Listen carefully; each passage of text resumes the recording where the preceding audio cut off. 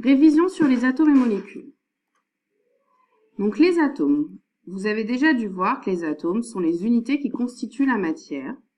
Ça vient du terme atomos en grec, qui signifie insécable, car c'est la petite unité d'un corps simple. Alors on pensait que c'était insécable dans le sens où on pensait que c'était une unité où il n'y avait pas d'autres particules, sauf que vous savez que l'atome est constitué en réalité d'autres particules, dont notamment un noyau, fait de particules qu'on appelle protons et neutrons.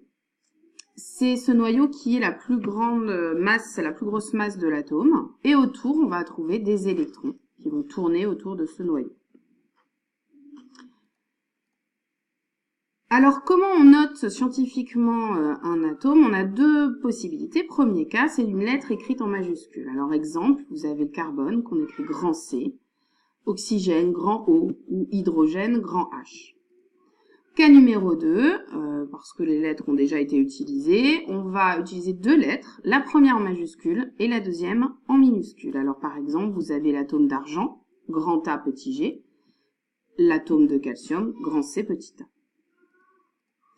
Alors, les molécules, ça correspond en fait à un ensemble d'atomes qui vont être identiques ou non et qui vont être unis par des liaisons. Et tout ça est électriquement neutre.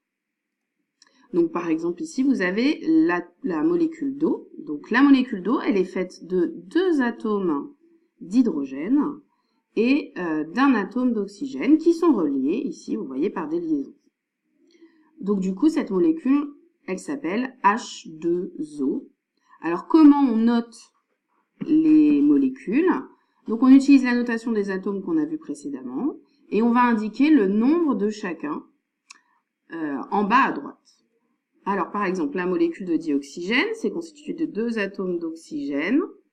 On va donner la notation de l'oxygène, grand O, et on va noter le petit 2 en bas à droite. Autre exemple, carbonate de calcium, ce qu'on va appeler le calcaire aussi. Alors, c'est une molécule plus complexe puisqu'il y a par exemple un atome de calcium, un atome de carbone et 3 atomes d'oxygène. Donc du coup, on va noter Ca, C, donc on note pas les petits 1 quand il n'y a qu'une seule fois l'atome, O et le petit 3 pour dire qu'il y a 3 atomes d'oxygène.